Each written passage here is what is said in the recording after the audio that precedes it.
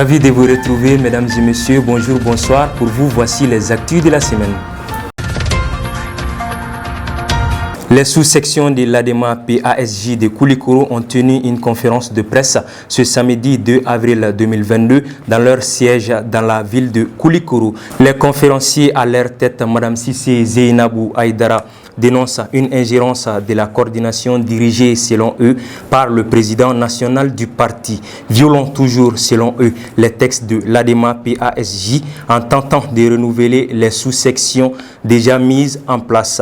Ils affirment que ces actes hostiles sont dirigés contre le secrétaire général de la section de Koulikoro, Abdou Bakir Sissé, qui avait été une figure importante du M5 RFP contre l'ancien régime. Les sous-sections apportent leur soutien indéfectible au secrétaire et interpellent Marimassia Diarra sur les conséquences de ce coup bas sur le parti de l'ADEMA PASJ. Ce vendredi 1er avril 2022, lancement officiel de la nouvelle série malienne Zilé réalisée par Bokari Tchoulenta en présence du ministre de la Culture, M. Andogoli Guindo. Les 4 premiers épisodes ont été projetés au cinéma magique ex-Babemba face à une centaine de personnes. La série sur le changement de comportement des jeunes maliens va tenter d'apporter sa pierre à l'édifice de la refondation du Mali.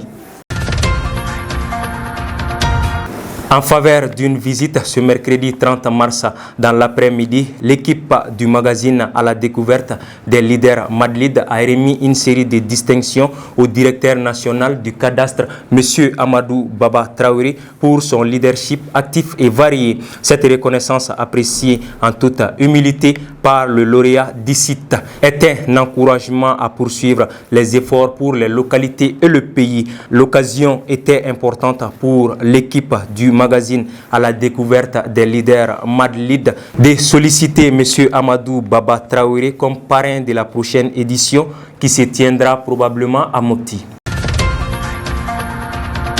Manifestation des forces vives de la nation ce 1er avril au boulevard de l'Indépendance pour demander le retrait du Mali de la CEDEAO et de l'UEMOA. Malgré le bras de fer entre le Mali et cette organisation de la sous-région, les demandes de divorce persistent.